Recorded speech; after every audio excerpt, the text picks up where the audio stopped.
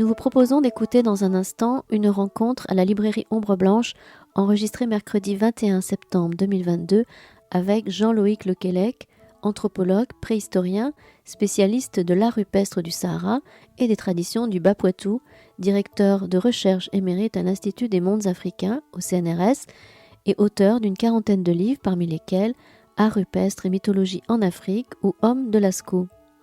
Il présentait ce jour-là La caverne originelle, Art, mythes et premières humanités aux éditions La Découverte. Bonne écoute.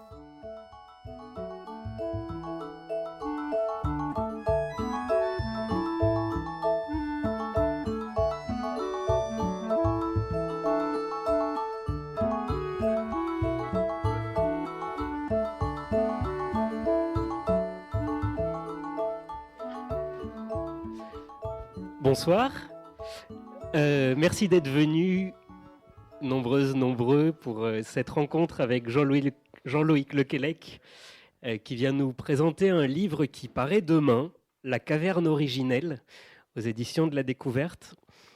Alors, je vous prie de m'excuser, je suis un peu impressionné, j'avoue. Jusqu'à présent, pour moi, Jean-Loïc Lequelec, c'était l'auteur d'un livre... Ok, merci beaucoup, ça m'aide beaucoup. D'un livre précédent que mon collègue Adrien avait adoré, donc il m'avait dit oui, c'est formidable aux éditions du Détour. Oui, c'est formidable, là, c'est super. Il va sortir un énorme livre, ce serait vraiment super qu'on l'invite. Je m'étais dit très bien. J'étais un peu prévenu que le livre était vraiment très épais. Je me suis dit soit, il y a beaucoup de choses à dire quand même. Et puis j'ai compris que c'est moi qui allais animer la rencontre. Je me suis dit bon, allons-y, le thème est intéressant et puis il paraît que c'est quelqu'un qui écrit bien ses livres, donc c'est super. Et voilà, ça fait 3 semaines que je suis dedans. J'ai lu les 700 pages de La caverne originelle, sans pouvoir en décrocher une seconde. Donc ne me demandez pas ce qui est paru comme autre livre en sciences humaines ce mois-ci, je n'en ai pas la moindre idée. Et l'avantage que vous allez avoir par rapport à moi, c'est que je l'ai lu avec des images en noir et blanc, sur un papier assez craspec. C'est un livre qui est très richement illustré, mais je vous avoue que ces riches illustrations de peinture rupestre, quand c'est un peu du papier imprimante en noir et blanc, ça peut être avoir un petit côté bouilli.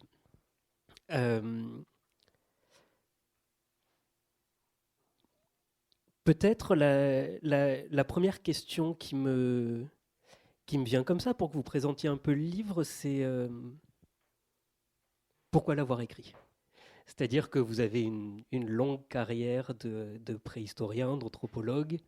Vous avez déjà écrit énormément d'articles sur plus particulièrement sur les mythes et la manière dont ils se diffusaient. Vous avez fait énormément de travaux aussi sur l'art pariétal. Pourquoi maintenant écrire une telle somme sur ce sujet ? Une telle somme parce que je me suis laissé un petit peu entraîner par le sujet, en fait, voilà, j'avoue. J'avais pas l'intention au départ de faire un truc énorme, et puis en fait, je me suis aperçu que il y avait des choses qu'il fallait que j'explique et que je m'explique à moi d'ailleurs, parce que je fais souvent des livres pour les livres qui me manquent. Le dictionnaire critique de mythologie qu'on a fait avec Bernard Sergent aux éditions du CNRS, c'est un outil de travail qui nous manquait. Donc il nous manquait tellement qu'on a fini par le faire. Voilà. Et c'est un peu la même chose ici. Pour moi, ce type de livre manquait pour diverses raisons sur lesquelles on pourra revenir, notamment sur le lien qu'on peut faire ou qu'on peut essayer de faire entre les images pariétales et des hypothèses de sens et de signification. Disons que c'est un lien qui est assez peu souvent pris en compte par les préhistoriens. C'est pas un reproche, c'est comme ça. Et voilà, moi je me suis dit, bon, essayons d'approfondir ça, parce qu'il y a des opinions là-dessus qui se donnent par des spécialistes ou par des gens que ça intéresse, simplement comme ça. Et je voulais essayer de voir si c'était possible d'aller plus loin que de simples opinions. Voilà. Et bon, voilà, et de fil en aiguille, je me suis aperçu que, avant de donner mes propres façons de voir sur cette question-là, il fallait que j'explique 2-3 trucs avant, voilà, du côté de la mythologie, du côté de la préhistoire aussi, du côté que je débarrasse un petit peu aussi quelques idées préconçues, voilà, faire un petit peu de ménage. Et vite, ça prend des pages, quoi. Voilà, bon, c'est comme ça. Alors, ne vous en inquiétez pas, hein, ce sont des pages qui sont vraiment, vraiment fascinantes. Peut-être pour commencer à entrer dans le livre, donc c'est un livre qui traite des figurations qu'il y a dans les cavernes qui datent du Paléolithique. Est-ce que vous pourriez nous expliquer ce qu'est une caverne ? Comment on y est dedans, ce que ça implique d'aller peindre dedans au niveau très, très matériel, très sensible. Alors, mon propos, ça a été de ne pas traiter de l'art préhistorique.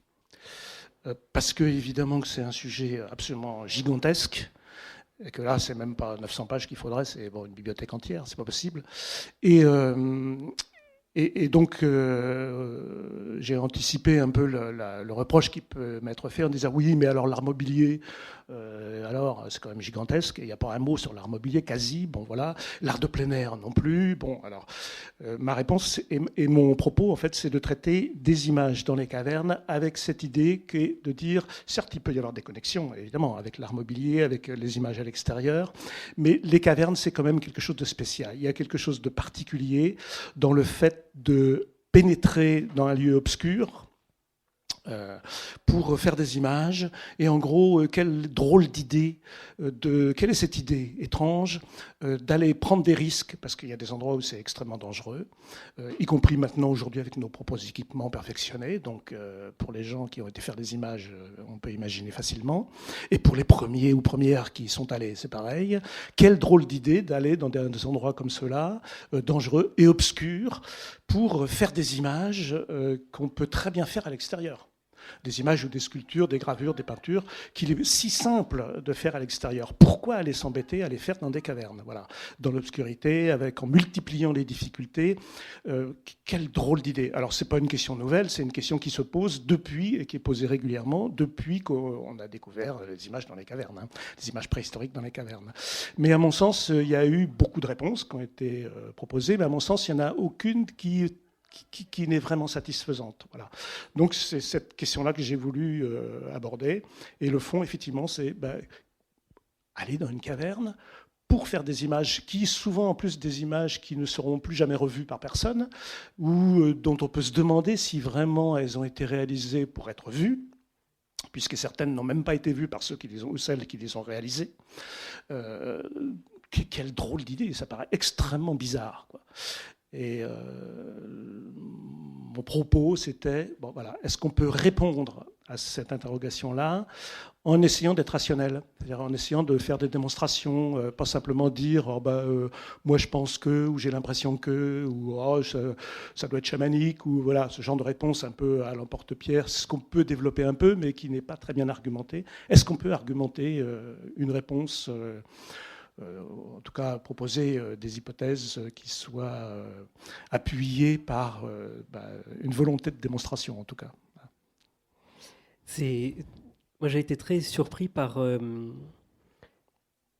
certains passages où il y a une forme de sensualité de la roche, c'est-à-dire où on peut étudier la manière dont seront peintes plutôt des roches poreuses ou plutôt des roches lisses, dans des endroits où il va y avoir des stalagmites, des stalactites, dans certaines pièces des cavernes, pas dans d'autres. Et c'est vrai que c'est un point que je n'avais pas vraiment imaginé, même ce sens du toucher. Vous parlez du rapport avec les anfractuosités des roches. Et il y a quelque chose qui, autant sur l'idée de l'éclairage, le fait qu'un éclairage à la lampe de poche actuellement est certainement pas du tout la manière dont eux-mêmes étaient éclairés lorsqu'ils peignaient. Mais c'était. Voilà, vous réussissez vraiment à nous amener dans la caverne et à rester, ce que vous disiez, justement, dans cette caverne. Ça, c'est une chose que beaucoup de pariétalistes, on appelle comme ça les gens qui travaillent sur l'art pariétal, hein, qui le documentent, qui le relèvent, qui l'étudient, que depuis longtemps beaucoup de pariétalistes ont remarqué, c'est le rapport à la surface des parois et l'investissement graphique des surfaces qui suscitent des images, si on peut dire. Alors, à la fois pour nous, pour les gens qui ont été les réalisés durant la préhistoire, et ça saute aux yeux quand on a, par exemple, des petits détails comme une cupule naturelle ou un petit gravillon naturellement présent dans la paroi qui peut évoquer un œil. Si autour, voilà, il suffit de compléter avec juste une petite ligne ondulée et ça fait un mammouth dont on voit l'œil. Et une fois qu'on l'a vu, on ne peut plus ne pas le voir. Voilà. Et donc là, il y a quelque chose de l'ordre de ce qu'on appelle la pareidolie. La pareidolie, ça consiste à donner du sens à des éléments qui peut-être n'en ont pas. Voilà. Souvent, il y en a plein, si vous cherchez pareidolie sur un moteur de recherche, vous allez avoir plein d'exemples du genre, dès qu'on voit une prise de courant, par exemple, avec les deux trous noirs et le cercle, c'est presque un émoticône, surtout si en bas et en dessous, il y a un petit trait qui sert de sécurité, etc. Et donc, ça nous évoque un visage humain.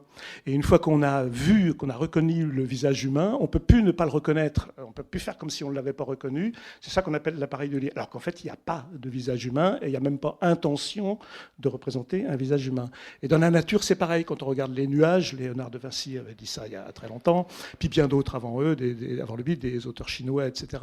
On dit que quand on regarde des surfaces, des vieux murs, des lichens, des nuages, toutes ces surfaces tourmentées qui n'ont aucune intention de représentation graphique, quand on les regarde suffisamment, on finit par y reconnaître des combats de chevaux, disait Léonard de Vinci, mais des visages, des personnages, des monstres fantastiques, des dragons dans les nuages, etc. C'est une expérience que tout le monde fait et que, visiblement, les peintres des cavernes ont également fait en contemplant les parois.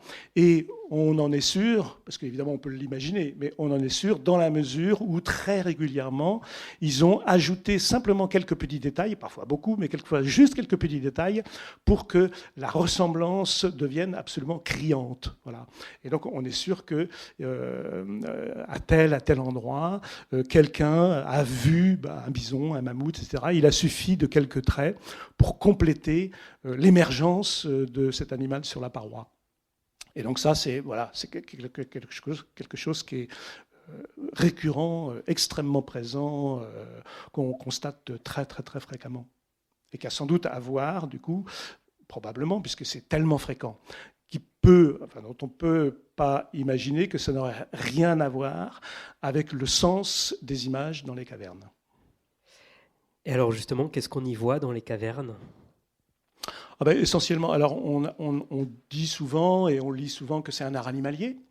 Disons, un bestiaire est représenté dans les cavernes. La différence entre le bestiaire et la faune, il est toujours question d'animaux, mais la faune, c'est l'ensemble de toutes les espèces animales qui vivent dans un environnement donné, et c'est donc des milliers, des dizaines de milliers, des millions d'espèces qui sont là, et chaque société humaine, dans son environnement qui est extrêmement riche de ce côté-là, ponctionne quelques espèces très peu en réalité, et les valorise positivement ou négativement. Toutes les cultures font ça, et c'est cette ponction dans la faune qu'on appelle le bestiaire.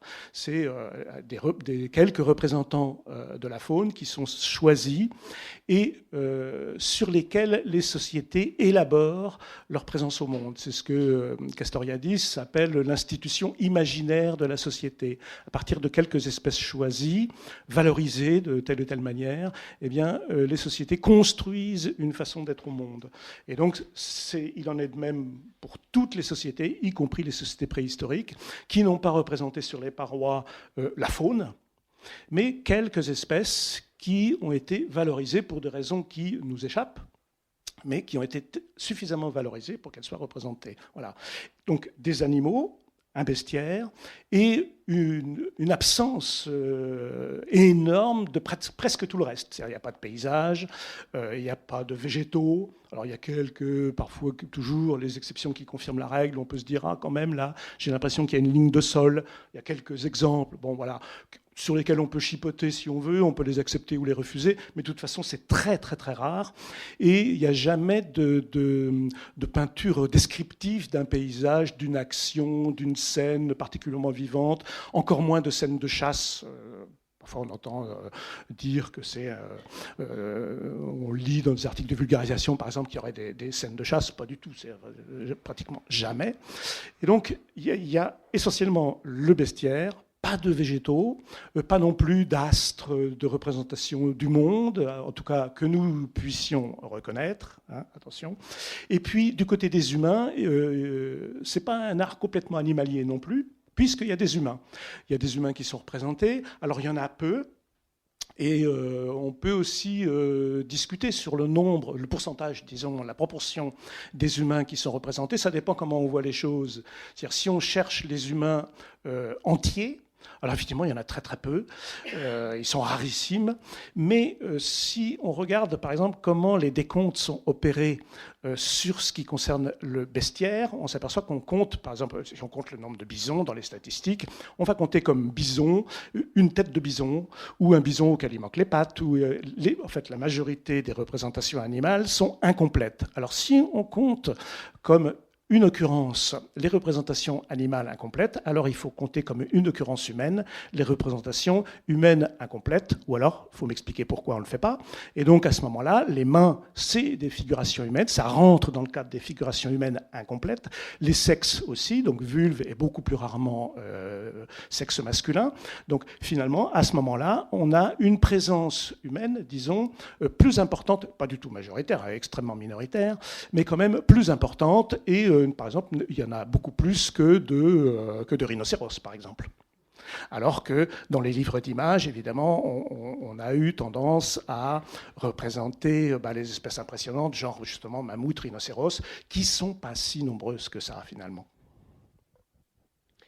Alors, notamment sur ces représentations humaines, vous expliquez que la pareidolie, c'est quelque chose qui est aussi présente parmi les pariétalistes, qui, dans leurs interprétations, ont pu voir des choses qui sont à discuter ou discutables. Oui, alors on ne peut pas nier que la pareidolie existe, qu'elle a existé à la préhistoire, mais qu'elle existe encore aujourd'hui. Et que c'est un phénomène qui est lié au fonctionnement de notre esprit, et que donc, qui qu'on soit, y compris préhistorien, on peut être victime de pareidolie, et effectivement voir dans quelques traits une image que d'autres ne verront pas. Voilà. Et c'est évidemment c'est à la marge, hein, mais il n'empêche qu'il y a, pour tout ce qui concerne par exemple ce qu'on appelle les fantômes, c'est-à-dire des tracés un peu élusifs dans lesquels on peut reconnaître une tête humaine ou quelque chose qui évoque une tête humaine, mais juste, disons, grosso modo, parfois il n'y a même pas un cercle ou un ovale, mais deux ronds qui vont évoquer tout de suite un regard. Et ben moi, il y en a plusieurs qui sont considérées comme figurations humaines dans lesquelles moi je ne reconnais pas du tout un humain. Donc je ne dis pas que c'est moi qui ai raison et les autres ont tort, mais ça montre pour moi simplement qu'il y a toute une part, mais ça a été signalé par exemple par Gilles Dezello et par d'autres préhistoriens pariétalistes, qu'il y a toute une part d'incertitude avant même de commencer à parler du sens, etc. Simplement dans le fait de reconnaître les images, il y a toute une série d'images sur lesquelles en fait on ne sait pas trop quoi dire, et qu'il est possible par exemple de reconnaître quelque chose dont on pourrait dire ça me semble être un genre de tête humaine, peut-être un peu bizarre, mais voilà, c'est sans doute ça, ou rien. Voilà. Et donc là, il y a rien que, c'est pour ça une des raisons pour lesquelles d'ailleurs c'est très difficile de faire des statistiques et des dénombrements, parce qu'il y a tout un ensemble d'images sur lesquelles on peut discuter et ne pas se mettre d'accord. Voilà. Parce que c'est pas facile d'avoir des critères solides de reconnaissance. Est-ce que vous pourriez nous préciser un petit peu quel type de bestiaire est représenté ? Parce que notamment ça a eu une forte influence dans les interprétations liées à la chasse. Quels sont les animaux sélectionnés pour être représentés ? Alors il y a très peu d'espèces en fait. Une fois qu'on en avait compté 10, après on peut retrouver d'autres qui sont vraiment très très très à la marge ou représentés une seule fois, mais disons qu'avec une dizaine d'espèces on fait quasiment le tour de ce qu'on peut voir communément, et si on considère la catégorie des équidés et la catégorie des bovidés, ça fait l'immense majorité des représentations, et ça rejoint là évidemment la notion de bestiaire, c'est qu'on ne sait pas pourquoi, alors on peut faire des hypothèses, mais au fait on ne sait pas pourquoi, et probablement qu'on ne le saura jamais, c'est un truc qu'il faut toujours garder présent à l'esprit, y compris quand on fait des hypothèses. Mais en tout cas, on a là un très fort indice qui nous montre qu'on a bien affaire à un bestiaire. Parce qu'il y a plein d'animaux, pourquoi cela ? Et pourquoi partout, à chaque fois qu'il y a de l'art préhistorique, on va tomber sur cela très, très, très, très majoritairement.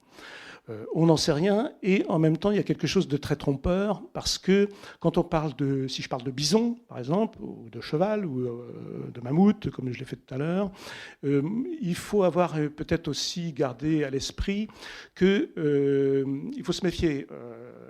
C'est quelque chose que je reconnais comme un bison, c'est quelque chose que je reconnais comme un mammouth, et donc il y a, disons, dans les images qui sont dans les grottes, dans les graphismes qui sont dans les grottes, il y a deux grandes catégories.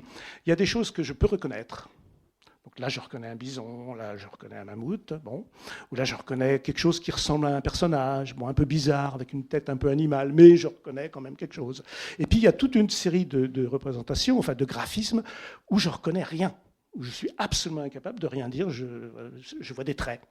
C'est ce que les préhistoriens appellent par convention des signes. Ça ne veut pas dire que forcément que c'est signifiant, mais c'est des signes. C'est simplement une façon de dire, voilà, il y a des traits, nous on ne reconnaît rien. Voilà. Donc ça fait grosso modo quand même la moitié des graphismes. C'est gigantesque. Bon. Sur la moitié de ce qu'on peut reconnaître, donc, notamment le bestiaire, si je dis ça c'est un bison, c'est simplement une façon de dire moi je reconnais un bison, mais j'ai aucune idée de ce que ça représente. Exactement comme quand vous allez dans une église et que vous voyez les animaux qui sont représentés dans une église, vous allez voir une colombe. Bon, certes, c'est une colombe. Vous pouvez dire, je reconnais ici une colombe, et c'est donc bien une colombe, mais ce n'est pas une colombe, évidemment. Et vous reconnaissez un agneau, et c'est bien un agneau, effectivement, mais ça n'est pas un agneau.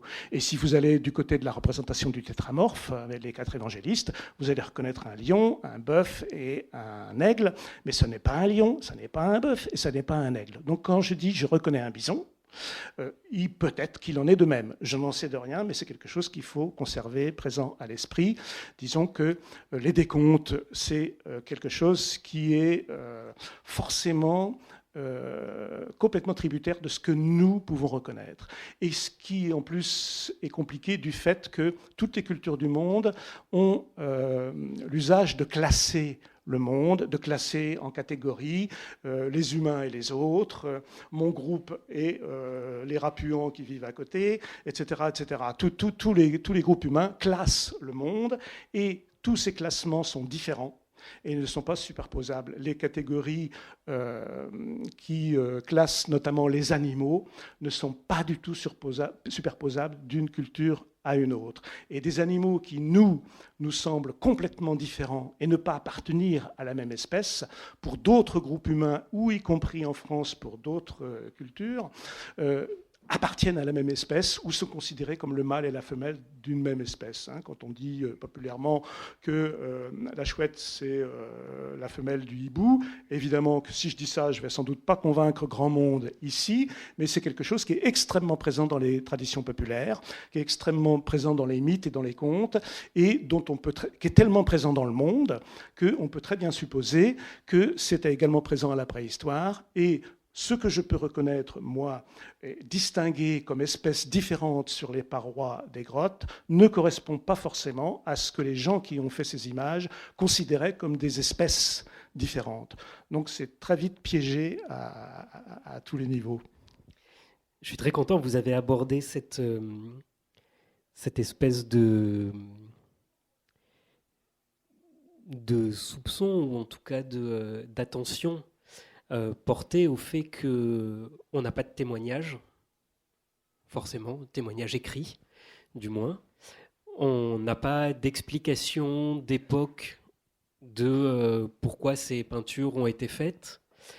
Et on n'a pas non plus, ce que vous soulignez dans le livre, de peuple sans histoire qui, à l'heure actuelle, pourrait être assimilé un petit peu rapidement à Cro-Magnon, parce que c'est un peu comme ça qu'on le présente, et qui, parce qu'on considère qu'ils ont le même mode de vie, pourrait nous expliquer directement ce qu'il en est des interprétations de cet art pariétal.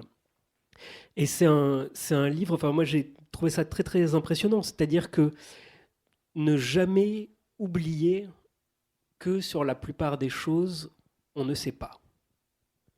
On ne sait pas, et très probablement, on ne saura pas. C'est-à-dire qu'on peut avoir des hypothèses qui progressent, qui sont plus ou moins bien informées, plus ou moins prouvées, mais sur le sens réel, il faut partir du fait qu'on ne peut pas avoir de confirmation directe, en tout cas. Est-ce que c'est pas un peu frustrant des fois ? Non, parce que ça permet de chercher, de continuer à chercher. Si on avait déjà la réponse, ce serait fini. Bon, ce serait un livre définitif que j'aurais fait. Bon, c'est pas le cas. C'est vrai que depuis le temps qu'on se pose la question de savoir mais pourquoi ces images dans les grottes, il y a eu des tas de réponses, et notamment la réponse qui passe par ce qu'on appelle le comparatisme ethnographique, enfin en tout cas un certain comparatisme ethnographique sans méthode, c'est-à-dire de dire voilà, c'est des chasseurs. Donc regardons du côté des cultures actuelles de chasseurs qui subsistent. Il y a forcément beaucoup de choses en commun, et leur vision du monde, ça doit être grosso modo la même, surtout si c'est chez les Inuits, par exemple, puisqu'il fait pas chaud, il faisait pas chaud au moment où les grottes ont été ornées, donc grosso modo, voilà, on devait retrouver quelque chose de commun. Et je schématise, mais c'est quand même la démarche qui a été suivie par beaucoup qu'on retrouve dans beaucoup de publications, voilà, depuis l'abbé Breuil et d'autres, qui ont beaucoup cherché du côté des Inuits, mais pas que. C'est une démarche qui a été très souvent suivie, qui évidemment ignore complètement le fait, comme vous l'avez dit, que tous ces peuples ont eu une histoire, et que notamment quand on a regardé du côté des Bushmen, on a juste oublié que si les Bushmen, les San, comme on les appelle plutôt maintenant, vivent tels qu'ils vivent maintenant comme chasseurs, il faudrait peut-être regarder un petit peu avant comment ça s'est passé, puisqu'on a plein de groupes San qui ont été tantôt chasseurs, tantôt éleveurs, qui passent selon les circonstances, qui passent d'un mode de vie à un autre, et donc qui ont une longue histoire derrière eux, et c'est toujours un petit peu risqué de transposer comme ça directement. Alors comment faire mieux, comment rater mieux, comme disait l'autre, c'est vraiment pas facile, et il reste toujours cette idée qu'on n'aura jamais la preuve absolue de la justesse de l'interprétation de l'hypothèse qu'on va proposer. On peut toujours proposer des nouvelles hypothèses. Il y en a pas tant que ça qui ont été proposées, mais disons, il y a des hypothèses qui ont été abandonnées. à plus ou moins juste titre d'ailleurs, c'est ce que j'essaye de montrer, puisque tout à l'heure, à propos de la chasse, l'idée consistant à dire en fait, les animaux, ils ont été représentés sur les parois pour préparer une chasse, c'est la magie de la chasse, la magie synégétique, pour assurer le succès à la chasse, on allait dans la caverne et on représentait l'animal que le lendemain on se proposait de chasser, et on le tuait à l'avance symboliquement, on le lardait de coups de saguet, etc.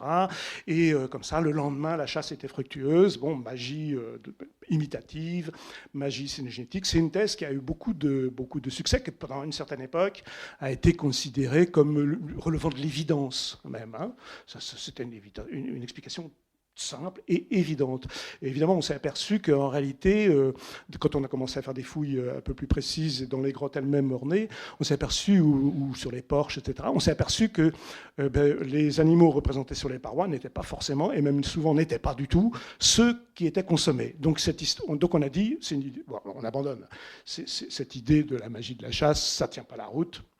Ça ne tient pas le coup, puisque, en fait, même si on veut bien admettre qu'il ardait symboliquement de coups les animaux représentés, c'était évidemment pas pour les chasser, puisqu'ils ne mangeaient pas ces animaux-là. Bon. Donc on a rejeté cette thèse. C'est peut-être pas si évident de la rejeter comme ça, parce que ça part d'un a priori, et on a oublié que cet a priori, c'est de penser qu'il n'existe que des chasses alimentaires. Il n'y a pas que des chasses alimentaires dans la vie, il y a aussi des chasses valorisantes, où on chasse non pas pour se nourrir, mais pour d'autres raisons, pour devenir un homme, par exemple. Voilà, dans plein de cultures, c'est attesté. Je ne dis pas que c'était le cas là, mais c'est une possibilité dont il faut tenir compte, ce qui fait que si par hasard ça avait été le cas, eh bien, le fait qu'ils n'aient pas mangé les animaux, ce n'est pas du tout une preuve qu'il n'y avait pas de magie imitative. Si les Maasai actuels chassent les lions, ce n'est pas pour s'en nourrir, c'est pour de toute autre raison. Donc la thèse de la magie imitative, à la fois, elle n'est pas prouvée, mais à la fois, il est très difficile de réellement complètement la rejeter. Et pour beaucoup des thèses qui ont été avancées, c'est un peu comme ça. C'est-à-dire qu'il y a une tendance, quand on aborde ce type de sujet, à dire tous les autres se sont trompés, moi j'ai une nouvelle hypothèse, qui est sans doute la meilleure. Bon, c'est vrai que c'est humain, et voilà, et c'est arrivé dans l'histoire de la recherche plein de fois, et donc on rejette les hypothèses précédentes, mais c'est peut-être pas si simple. Le chamanisme, il y a de tas d'arguments pour dire, mais pas du tout, ça peut pas fonctionner, mais tout n'est peut-être pas à jeter. Et voilà, c'est pour ça que je passe une grosse partie du livre à passer en revue toutes les hypothèses qui ont été avancées pour voir si vraiment il faut tout jeter de certaines d'entre elles, ou si ce n'est pas si simple et qu'on peut peut-être conserver des choses. Mais il reste toujours le problème, comment savoir, comment être sûr. Et ce qui se dit maintenant dans le monde des préhistoriens, disons, c'est que c'est complètement vain de chercher une explication globale à l'ensemble de l'art préhistorique. Ben, je suis d'accord, évidemment. Une seule explication, c'est comme si on voulait expliquer par une seule cause l'art eurasiatique actuel. Bon, on voit bien que ça ne peut pas fonctionner. Bon, donc à la préhistoire, c'est pareil, c'est une impossibilité presque évidente. Bon. Donc ça a été abandonné.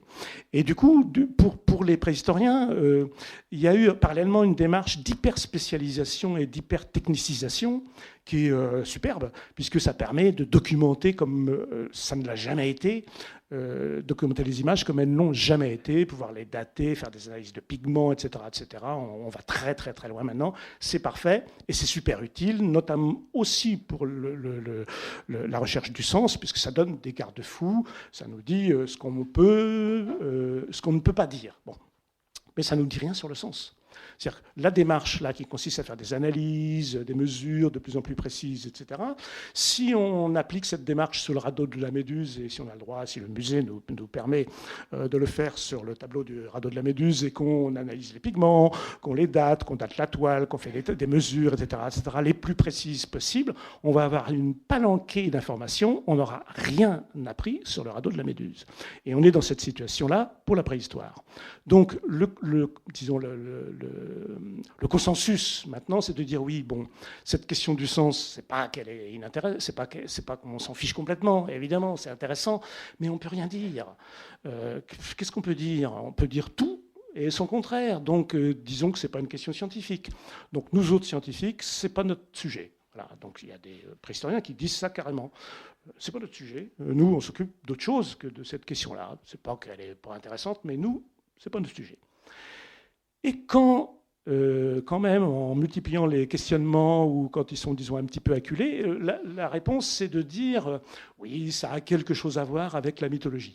Probablement. Disons que si je dis ça maintenant dans un symposium de préhistoire et que je dis oh ça doit avoir quelque chose à voir avec la mythologie, personne ne saute au plafond, je ne vais pas être taxé d'une espèce de victime d'une imagination débordante, etc. Tout le monde va trouver ça banal. Bon voilà. Et ce que je me suis dit, c'est oui, ben là, d'accord, moi aussi, je suis d'accord pour dire ça a quelque chose sans doute à voir avec la mythologie, pour une raison simple, c'est qu'aucune image au monde n'existe toute seule. Toutes les images sont en rapport avec des discours, donc mythos, discours avec de la mythologie. Mais une fois qu'on a dit ça, on a dit quoi Pas grand-chose, en fait. On dit simplement que les gens, ils devaient blablater autour des images, oui, ils devaient en causer. Les peintres eux-mêmes, peut-être, forcément qu'ils devaient en causer. Comment tu fais l'œil, toi? Parce que moi, j'ai toujours du mal à faire l'œil. Tu fais ça comment, toi? Moi, généralement, je fais comme ça. Qu'est-ce qu'on dit, toi? Fais voir comment tu fais un œil. Bon, voilà, évidemment qu'ils devaient causer. Ou ta recette de peinture, là, pour le rouge, dis donc, c'est pas mal. Moi, voilà. Bon. Évidemment qu'ils devaient causer, comment on fait une pâte, etc. Ils devaient échanger des infos. Peut-être si, dans le cas où les images étaient observées par d'autres, ensuite, il y avait sans doute des jugements pour dire ah, pas mal, bon voilà, ça devait sans doute discuter autour des images. Peut-être aussi, on peut imaginer qu'il y avait des gens, des commanditaires. Donc disons, dis donc, quand tu auras 5 minutes, tu iras là-bas, puis tu me feras 3 bisons, bon voilà. Forcément qu'il y avait des discours avec les images. Bon, ça, tout le monde est d'accord. Mais une fois qu'on a dit ça, est-ce qu'on peut aller plus loin? Et est-ce qu'on peut aller plus loin que les plaisanteries que je viens de faire en disant mais est-ce qu'il n'y avait pas derrière ou avec ces images quelque chose de l'ordre d'un grand discours, quelque chose qui soit suffisamment motivant pour justement boucler avec le début, aller prendre des risques dans des grottes, de faire des images dans le noir, ce qui est quand même un petit peu bizarre et paradoxal. Est-ce qu'il n'y avait pas quelque chose de l'ordre d'un grand mythe pour justifier cette entreprise qui était manifestement, en plus, soutenu par le groupe, bon, pour des tas de raisons. Et donc là, la réponse, généralement, c'est de dire « Ah ben, sans doute, mais on ne le saura jamais, parce que les mythes ne se fossilisent pas. Voilà, on ne retrouvera jamais les mythes de la préhistoire. C'est pas possible. Hein. Et là-dessus, en gros, tout le monde est d'accord, sauf quelques-uns, dont moi. Je suis d'accord pour dire qu'on ne peut pas retrouver les mythes de la préhistoire avec les outils de la préhistoire. Parce que les outils de la préhistoire, les outils des préhistoriens, c'est des outils qui sont excellentissimes pour faire tout un type de travaux et tout un type de recherche qui touchent en particulier aux images préhistoriques, mais qui ne sont pas bons pour rechercher, pour faire la préhistoire des mythes. Pour ça, il y a d'autres outils. Voilà. Et donc, c'est pas du tout une critique des préhistoriens, c'est-à-dire simplement chacun son métier, quoi. En gros, hein, voilà, il y a des outils qui vont bien pour faire un travail, puis des outils qui vont pas bien du tout pour faire un autre type de travail. Les mêmes outils, ça va pas. Et donc les outils de la préhistoire, bien sûr, ça fonctionne pas pour retrouver les mythes de la préhistoire. Et à ce moment-là, il faut faire appel, si on pense que c'est possible de retrouver les mythes de la préhistoire, ou si on pense que ça vaut le coup d'essayer, ça vaut le coup de faire appel à d'autres outils que les outils des préhistoriens. Alors, avant de rentrer dans cette petite partie, donc, dans le livre, globalement, on suit le parcours. Il y a donc à peu près 250 pages d'explications des différentes théories qui ont été amenées successivement pour essayer de comprendre ou d'expliquer, de donner un sens à ces images, avec toujours ce côté... c'est intéressant, mais c'est pas prouvé. La plupart du temps, c'est ça. Ou alors, carrément, ça ne marche pas. Parce que quand on confronte à ce qu'on a, des outils statistiques, voilà, on se rend compte qu'en fait, ce sont des explications qui ne marchent pas. Et avec toujours ce que vous pointiez, effectivement, cette relation à la chasse, notamment, vous expliquez que magie de la chasse, peut-être, mais on ne sait pas. Ce qu'on peut estimer sans trop de difficultés, c'est que comme c'était des peuples de chasseurs, globalement, leur vie devait tourner autour de la chasse, donc probablement leur peinture aussi. c'était imprégné de chasse. Voilà. Donc c'est toujours avec cette espèce de délicatesse de l'explication et d'essayer de garder de possibles explications tout en disant maintenant il faut prouver. Alors quand même, je parle de délicatesse, mais enfin vous avez des manières assez dures des fois de rejeter certaines hypothèses. J'étais un peu surpris c'est assez rare d'avoir des débats d'idées comme ça qui peuvent être parfois un peu sévères, notamment sur le chamanisme, où il y a certainement eu des débordements un peu dans les explications, ou sur les idées de la déesse mère, ou des choses comme ça qu'on sent revenir, nous, dans nos rayons ces temps-ci. Donc pour moi, c'était très intéressant d'en entendre parler.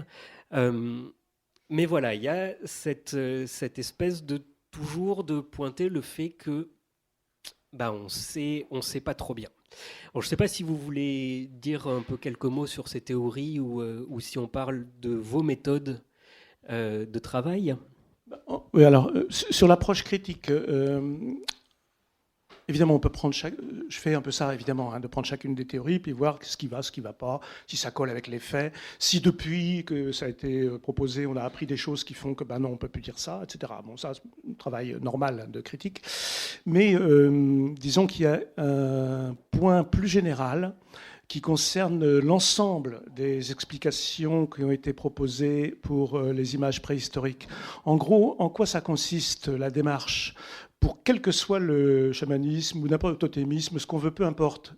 La démarche générale consiste à regarder un objet, l'art préhistorique, l'art des cavernes, et l'expliquer par un autre. L'expliquer par autre chose. Donc, par le totémisme, par la magie de la chasse, par autre chose. Voilà. Et on peut effectivement s'engouffrer dans la critique détaillée de chacune de ces propositions.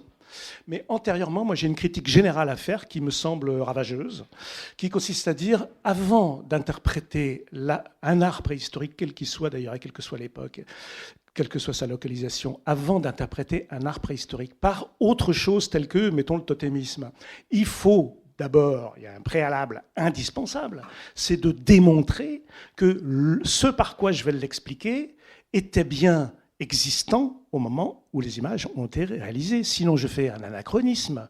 Si j'explique les images préhistoriques par le totémisme, sans avoir pris la peine de démontrer qu'il y avait bien du totémisme à l'époque où elles ont été réalisées, je risque de faire, peut-être que oui, peut-être que non, mais j'en sais strictement rien, je risque de faire un énorme anachronisme. Et si par hasard je pouvais démontrer, exemple fictif, que enfin pas si fictif d'ailleurs, que le chamanisme n'existait pas au Paléolithique supérieur, qu'il y a des éléments qu'on peut rapprocher du chamanisme, mais que le chamanisme, alors vaste débat pour savoir ce qu'on appelle comme ça, je ne vais pas insister, mais si par hasard on pouvait démontrer qu'il n'existait pas, et bien du coup cette explication tombe, il n'y a pas besoin de s'énerver dessus, dans les détails et de chipoter, etc. Pour moi, le préalable absolu à toute tentative d'explication de l'art préhistorique par autre chose que lui-même, c'est d'abord de démontrer, c'est Popper qui dit ça, avec l'explicante, c'est l'explicandum, je ne vais pas faire le savant, mais c'est disons un thème épistémologique commun.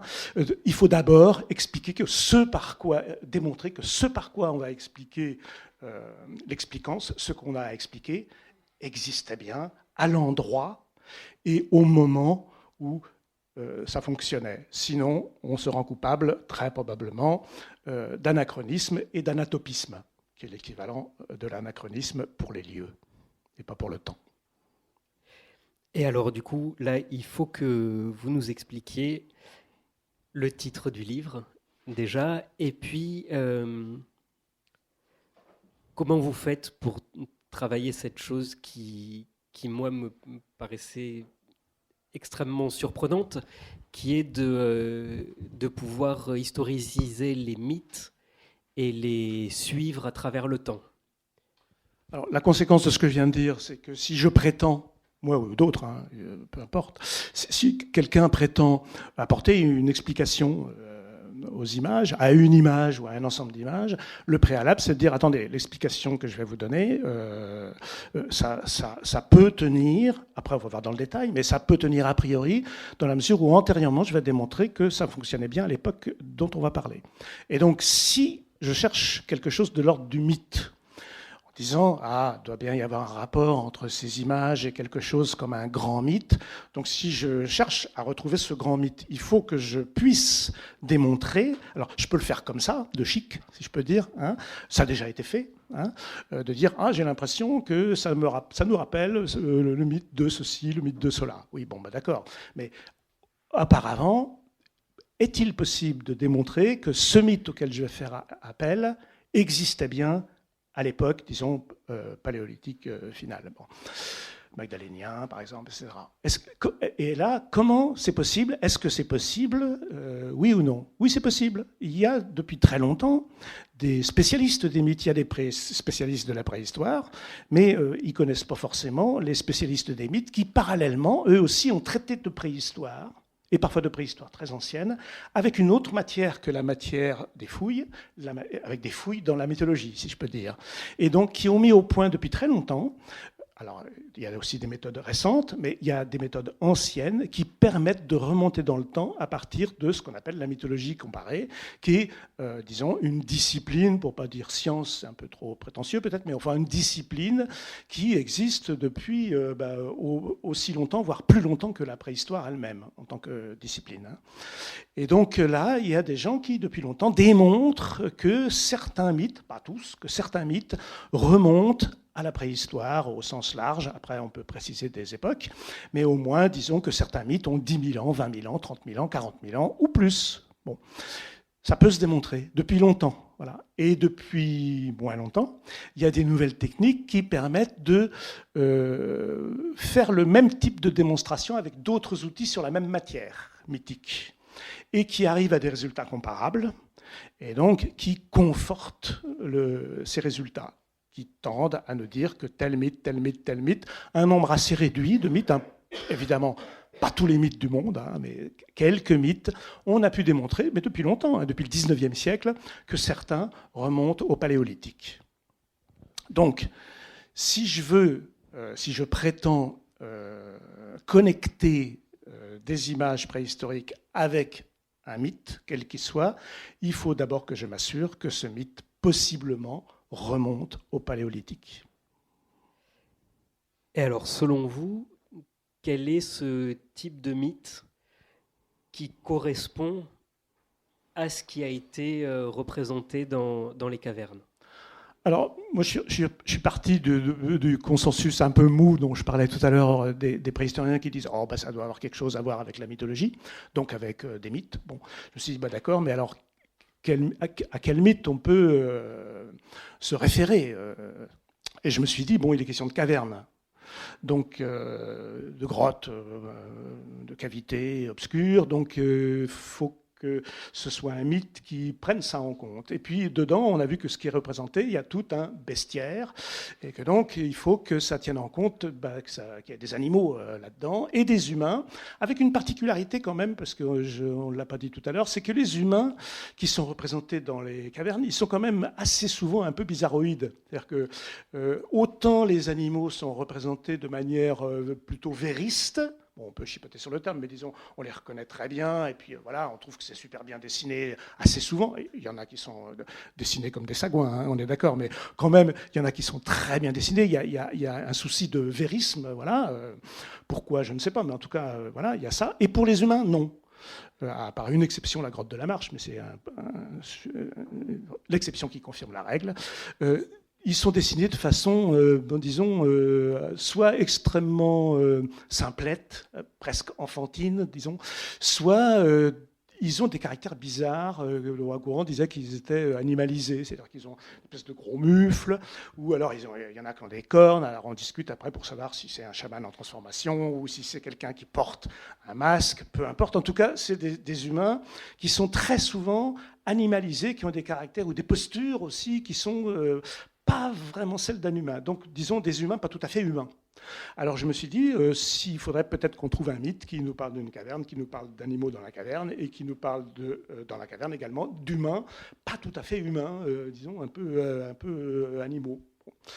Et il n'y a pas énormément de candidats pour ce type de... Si je cherche un mythe qui conjoint ces conditions-là, en fait, il y en a un qui va très très bien, qui est le mythe de l'émergence primordiale, qui est un mythe qui expose qu'à l'origine du monde, les humains et les animaux vivaient sous terre. Et par suite de circonstances que je ne vais pas raconter, parce que les mythes, il y a certains mythes de ce genre, il faut plusieurs jours pour les raconter. Bon, les Hopis racontent une variante, il faut bien 4 jours pour la raconter, par exemple. Bon, donc je vais vous épargner ça, mais grosso modo, par suite de tout un tas de circonstances, ils s'aperçoivent qu'ils voient un trou, par exemple un petit trou de lumière, et ils décident de passer de l'autre côté, et ils sortent à la surface de la Terre, par une ouverture qui est donc une caverne. Hein, voilà. Ils sortent et ils se dispersent dans le monde entier, et une partie reste sous terre, l'autre partie reste sur terre, peuple le monde. Nous sommes les descendants de ces gens de la première émergence, qui sont sortis donc par une caverne, qui sont sortis de sous la terre par une caverne, en passant par une caverne, ainsi que les animaux.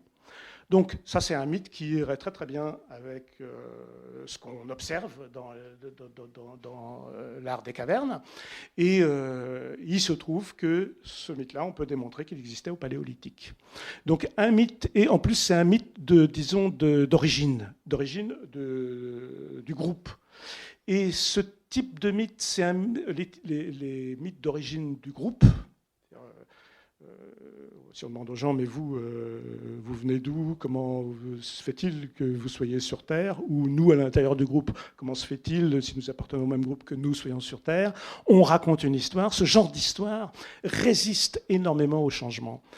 Il y a plusieurs types de mythes. Il y a des mythes qui peuvent s'emprunter très facilement. Si je vous explique un petit mythe étiologique, c'est-à-dire que c'est les mythes qui expliquent les petits détails du monde, pourquoi tel arbre a des feuilles dentelées, puis tel autre, non. Pourquoi le pivert a des rouges sur la tête? Il y a un petit mythe qui vous explique qu'il est monté jusqu'au soleil, il a dérobé le feu, il l'a ramené aux humains, il l'a porté sur la tête, ça l'a brûlé, il reste la tache rouge. Ce genre de petite histoire, c'est un mythe, on peut trouver ça rigolo ou voilà, sympathique. Une fois qu'on l'a entendu, c'est très facile à retenir.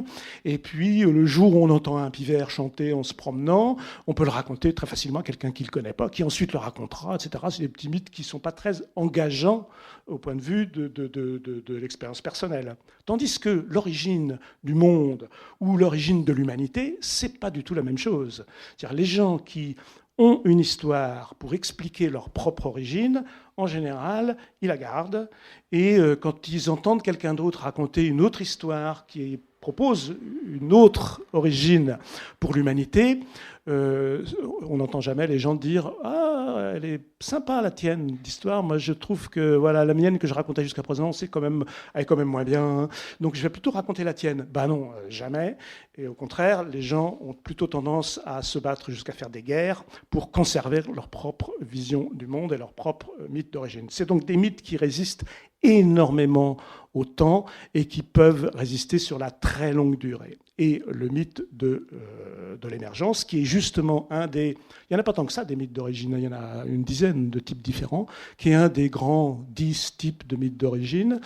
Il a résisté depuis le Paléolithique, on peut le démontrer en étudiant notamment sa répartition actuelle dans le monde. Alors ça, c'est quelque chose de très, très, très étonnant, enfin, à la lecture, de se rendre compte qu'on parle quand même d'une histoire qui était racontée il y a plusieurs dizaines de milliers d'années, qui se sont répandues à travers le monde, qui ont disparu de certains endroits du monde, notamment d'Europe occidentale, et qui ont quand même à la fois pas tant évolué parce dans les nombreux exemples que vous donnez, on sent toujours les quelques points importants, mais dont l'ornementation, disons, a énormément bougé. Et plus on s'éloigne, plus ça a bougé. Oui, c'est une observation que j'ai systématisée pour ce mythe-là, mais en fait, j'en suis pas vraiment l'auteur. Ça fait très longtemps que des gens ont repéré l'existence de ce mythe-là, des grands mythes de création en général d'ailleurs, et ont démontré déjà, il y a quelqu'un qui s'appelle le comte Hyacinthe de Charencet, qui est un mythologue et linguiste, qui était spécialiste des langues amérindiennes, notamment du Centre-Amérique et du Basque, et qui a beaucoup écrit au XIXe siècle, et qui a écrit sur ce mythe, et qui déjà démontre en étudiant ça, ce qu'on pouvait savoir à cette époque-là de sa répartition, démontre qu'il est probablement paléolithique. Et depuis, il y a beaucoup de gens qui s'y sont intéressés, qui ont confirmé cette idée-là. Et moi, j'ai essayé de systématiser en faisant une base de données, en essayant d'utiliser les outils actuels pour voir un petit peu si on pouvait préciser les affaires de ce côté-là. Et bon, oui, évidemment, pour moi, il est absolument évident que ce mythe remonte au paléolithique, d'autant plus que si on l'étudie à la façon du conte de Charancey, amélioré avec les méthodes de ce qu'on appelle l'aréologie, c'est-à-dire l'étude des aires de répartition des traits culturels, on peut aussi l'étudier avec d'autres manières actuelles, notamment en utilisant les outils de la phylogénétique qu'on peut appliquer à, disons, tous les phénomènes qu'on peut coder, qu'on peut représenter sous forme de code, qui sont représentés en assez grand nombre et qui sont susceptibles de variations, et notamment d'un type de variation que Darwin a rendu célèbre, qui est la descendance modifiée. Dès qu'on a un phénomène qui se propage sous la forme de la descendance modifiée, quand on peut le coder, on peut l'étudier avec les outils des phylogénéticiens. C'est exactement ce qu'ils font quand ils reconstruisent ce qu'on appelle vite fait l'arbre de la vie. On peut faire la même chose avec des mythes et reconstruire la généalogie, en fait, l'arbre d'évolution de certains mythes, donc avec des méthodes qui sont complètement différentes, qui n'ont rien à voir avec l'aréologie, et qui arrivent au même résultat, voilà, et qui localisent l'origine de ce mythe-là en Afrique, deux fois, donc, avec à chaque fois une imprécision, une incertitude, on n'a pas la preuve absolue, mais du fait qu'on obtient le même résultat avec deux méthodes qui sont absolument différentes, on peut penser qu'on a là ce qu'on appelle un faisceau de présomption, et que donc ce serait très étonnant que ce soit complètement faux. Voilà. Alors, je vais vous laisser la parole, parce que moi j'ai déjà lu le livre, donc voilà, j'ai déjà quelques trucs en tête, même si j'aurai encore plein de questions à poser. Pour vous laisser le temps juste d'y réfléchir, je voulais vous en poser une dernière dont on a un petit peu discuté tous les deux tout à l'heure. À chaque début de vos chapitres, vous placez des exergues, des petits bouts de texte autour de l'art pariétal et autour des grottes et cavernes, textes, disons, modernes et contemporains. Ça commence par une citation de Michon. Et à un moment, alors c'était au moment justement où vous parlez de ces études aréales, donc assez loin dans la lecture, vous aurez certainement été plus rapide que moi, mais je me suis rendu compte que Jean-Loïc était en train de me créer ou de me montrer tout un imaginaire contemporain des grottes et de l'art pariétal, c'est-à-dire en mettant des extraits de poèmes ou des extraits d'œuvres scientifiques ou des extraits de littérature, etc. Au bout du compte, se formait une espèce d'imaginaire de la caverne ornée qui part dans tous les sens. Est-ce que vous pourriez nous expliquer comment est-ce que vous travaillez sur la création peut-être de ce nouveau mythe ou de cette nouvelle réflexion, ou pour quelles raisons est-ce que vous avez voulu inclure ça dans la progression du livre ? Alors, depuis très longtemps, moi, je m'intéresse pas forcément pour l'art des cavernes, mais pour d'autres arts préhistoriques, notamment au Sahara, mais aussi en Afrique australe, dans plusieurs endroits, Éthiopie. Je m'intéresse à la possibilité de connecter les images avec des mythes, en me disant, effectivement, comme la plupart des gens, oui, ça a quelque chose à voir avec les mythes, est-ce qu'on peut aller plus loin que ça ? Et mon propos, ça a toujours été de dire que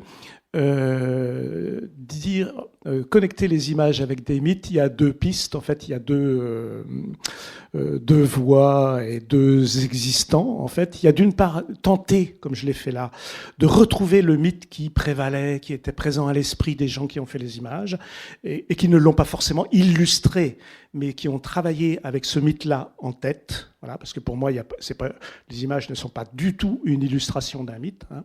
Donc il y a cette tentative-là, qui est une tentative alors que j'assume, hein, qui est risquée, qui est discutable. Et voilà, je suis tout à fait d'accord pour ça, qui relève de l'hypothèse que j'essaye d'être la mieux informée possible.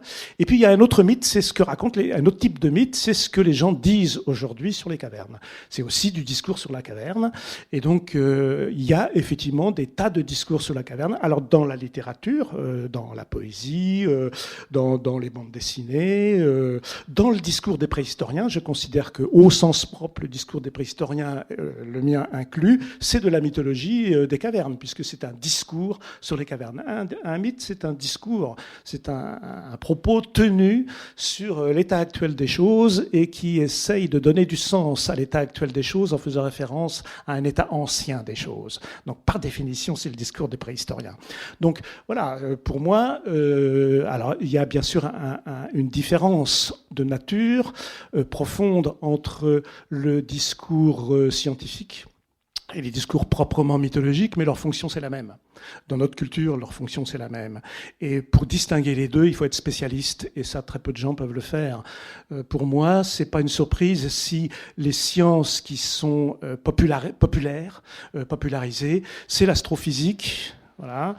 C'est la préhistoire, c'est la génétique. Les émissions de vulgarisation et de popularisation de la science tournent très généralement autour de ces sciences. Si vous êtes spécialiste de l'une de ces sciences et que vous faites une toute petite découverte, si vous trouvez dans la vallée de l'Omo un vague morceau de canine qui possiblement pourrait avoir appartenu peut-être, avant même que l'étude soit faite, vous allez passer à la télé, vous pouvez peut-être faire un article dans Science ou Nature, et vous allez être très médiatisé. Mais si vous êtes spécialiste de la grammaire du sumérien ancien, ça ne va pas le faire. Voilà. Alors, moi, je me dis, comment se fait-il qu'il y a des sciences comme ça qui fonctionnent si bien alors aussi parce qu'il y a des beaux parleurs, hein, évidemment. On a eu Hubert Reeves, on a eu Yves Coppens, on a Jean-Claude, on a des gens qui sont des très beaux raconteurs, voilà, qui racontent très très bien. Donc ça joue beaucoup.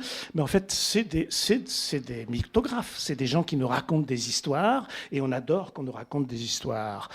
Et c'est comme ça que ça fonctionne. Ça tient actuellement aujourd'hui la même fonction que tenaient les mythes anciens des origines. C'est des histoires sur les origines. C'est des sciences qui nous parlent de l'origine. Et c'est pas du tout un hasard pour moi. Alors évidemment, je sais pertinemment que la grosse différence entre le mythe et la science, c'est que le mythe, c'est un dévoilement. Le mythe dévoile une vérité. Vous ne saviez pas, je vous raconte un truc, maintenant vous savez.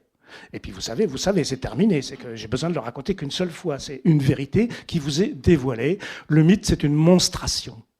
Tandis que la science passe par une démonstration, c'est pas tout à fait la même chose. Mais les deux vous donnent une façon de voir le monde, une vision du monde. Le mythe vous donne une vision du monde qui n'est pas révisable, qui est définitive, et la science vous donne une vision du monde qui est toujours révisable, qui n'est jamais définitive. Si vous n'êtes pas d'accord, allez-y, prenez-vous par la main et contestez et publiez un article. Ça marche pas comme ça avec le mythe. Voilà, c'est la grosse différence. Mais la fonction, c'est la même. Des questions ? Une question, malheureusement, je n'ai pas lu votre livre, mais je suppose que vous avez intégré l'évolution de l'art pariétal, et notamment le fait qu'entre Chauvet et les lions, l'époque du Gravettien avec les mains représentées, l'époque plus tardive avec Lascaux, où ce n'est pas les mêmes types d'animaux qui sont représentés qu'à Chauvet, et que les mains ont disparu.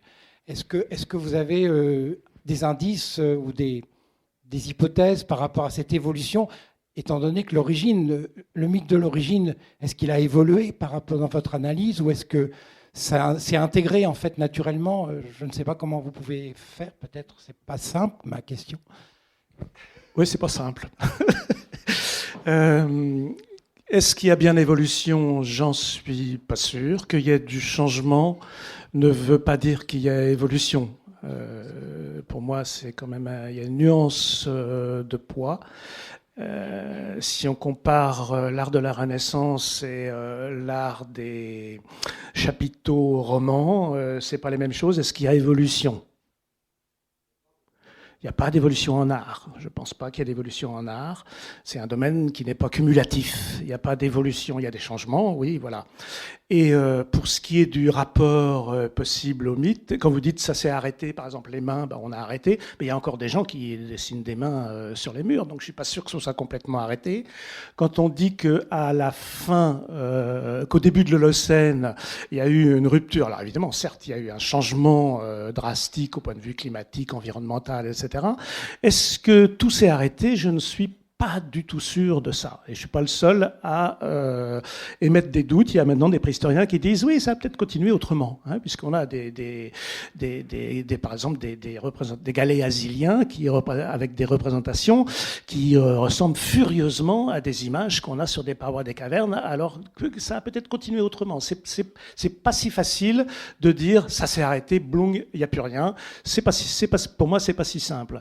Et ce qui me frappe, par exemple, c'est que, alors ce que j'ai oublié de dire et qui pour moi est très important, je ne vais pas être trop long parce qu'il y a d'autres questions, mais c'est que, comme je parle de mythe de création, nous avons, tous les mots sont piégés dans ces discussions-là, et quand on parle de création, nous, on a tendance, c'est plus qu'une tendance, on pense qu'il y a la création, puis après les choses sont créées, c'est fini. Ça, c'est minoritaire dans le monde. C'est une façon de voir qui est extrêmement minoritaire, puisque la majorité des peuples du monde pensent que la création a eu lieu et qu'elle continue.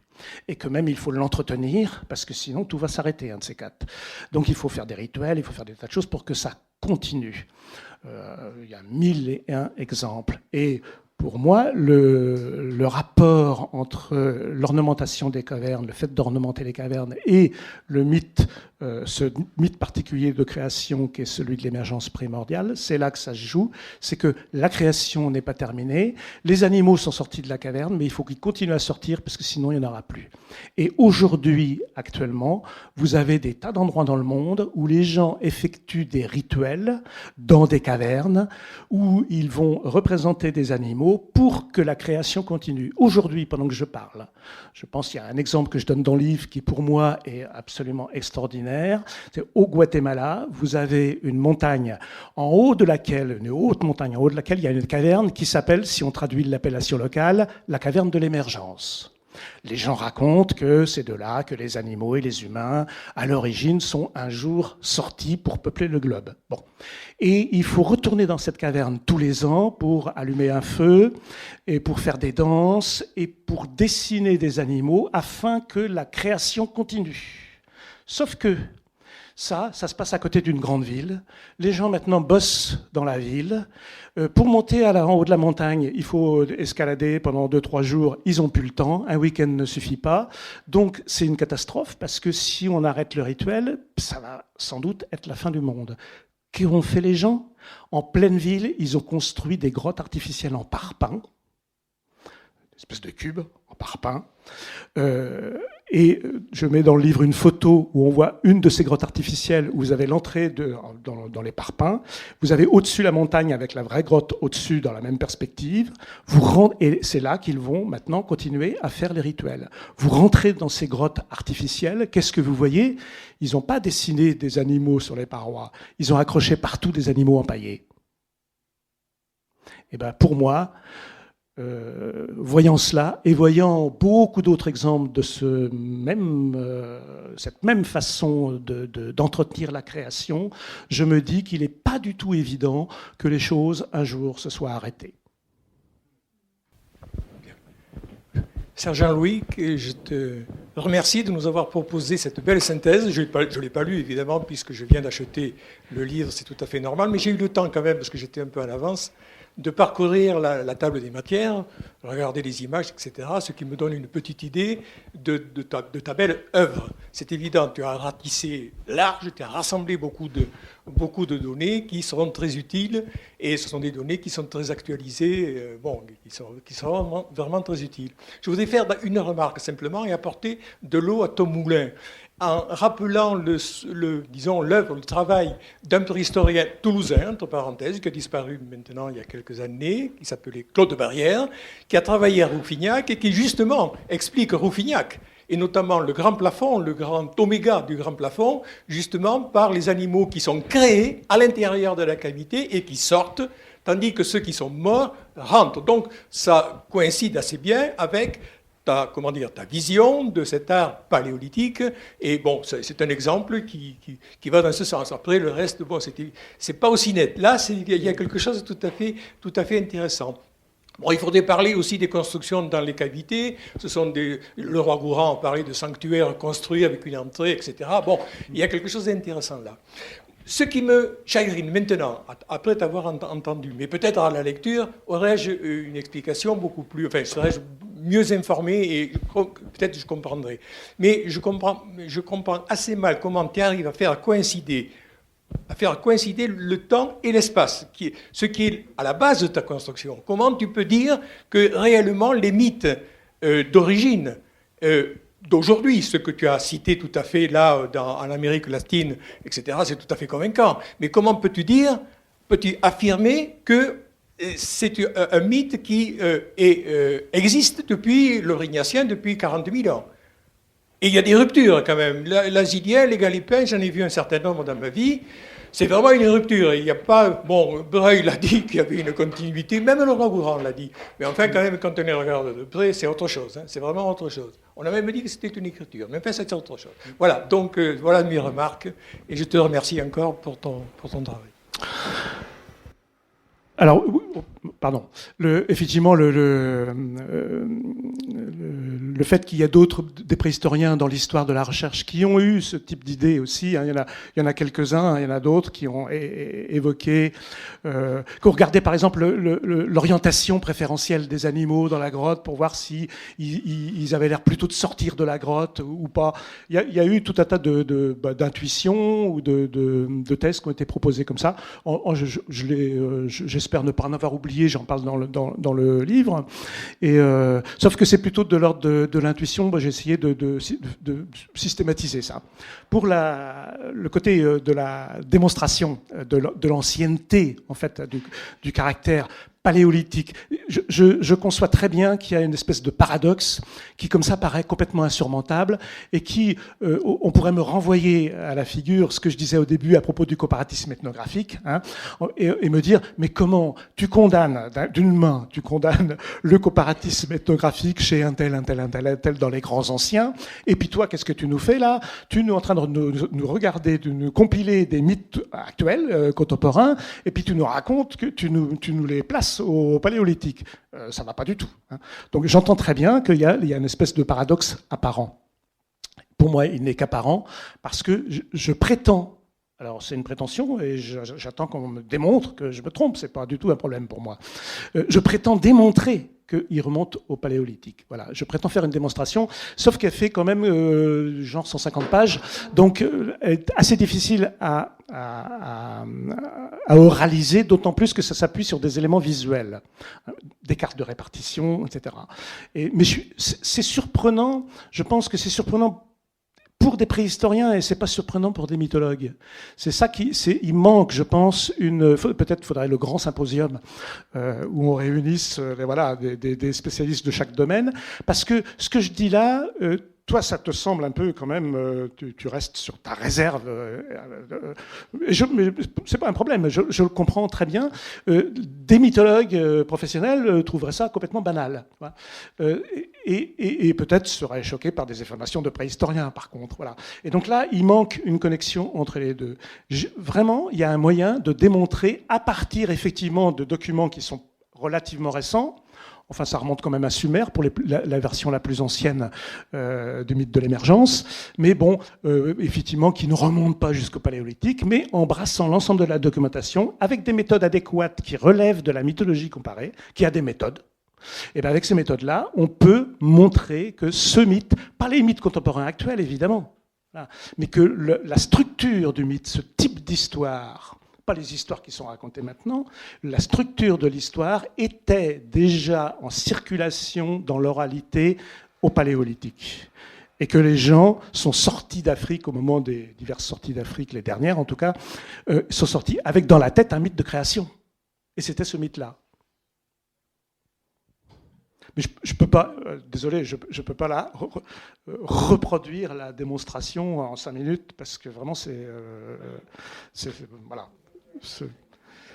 Il faut vraiment lire le livre pour ça. Désolé. Ça me permet à mon tour de vous inviter à la lecture de ce livre-là.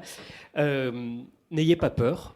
C'est un livre un peu imposant, mais je crois que après avoir écouté Jean-Loïc, on se rend compte à quel point ça peut être fascinant aussi. Et alors moi, ça m'a absolument fasciné, y compris dans les questions de discussion, de points très spécifiques, de certaines tentatives d'explication ou quoi.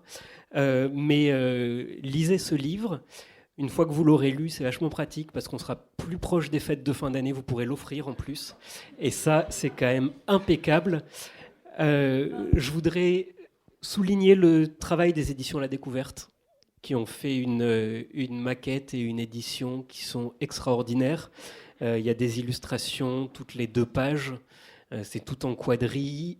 C'est parfaitement lisible et très très joli dans une collection qui s'est créée il y a peu de temps, qui est vraiment passionnante, où il y a déjà eu un livre de Stepanov qui a été très remarqué, un autre de Julien Duy qui a aussi été très, très remarqué.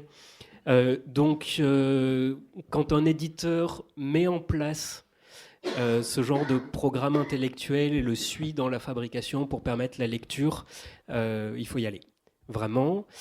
Ensuite, on a d'autres livres de Jean-Loïc Lequelec qui a beaucoup écrit, notamment un très très beau livre jeunesse qui est extrêmement sympathique et qu'on a présenté là-bas, et puis son précédent, Après nous le déluge, qui était, voilà, Avant nous le déluge, pardon, oui, bien sûr, Avant nous le déluge, qui était vraiment sur ces histoires de migration, de mythes.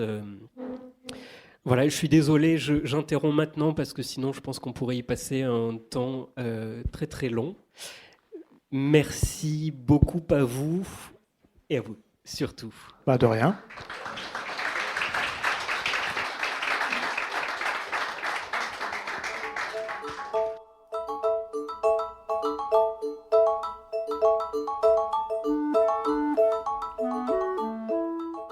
L'ouvrage de Jean-Loïc Lequelec, La caverne originelle, Art, mythes et premières humanités, est publié aux éditions La Découverte.